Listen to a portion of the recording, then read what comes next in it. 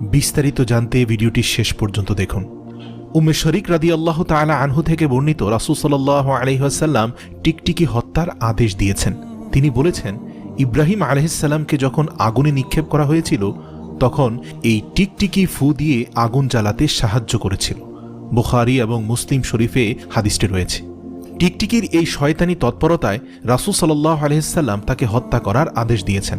অপরদিকে হযরত ইব্রাহিম আলাইহিস সালামের উপর প্রজ্বলিত আগুন নেভানোর উদ্দেশ্যে ব্যাঙ সেখানে পেশাব করেছিল যাতে আগুন নিভে যায়।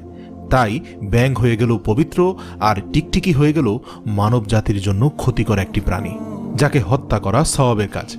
রাসূলুল্লাহ সাল্লাল্লাহু আলাইহি সাল্লাম তিনি টিকটিকি হত্যার আদেশ দেওয়ার পর থেকে আয়েশা রাদিয়াল্লাহু তাআলা আনহা টিকটিকি হত্যা করা শুরু করেন।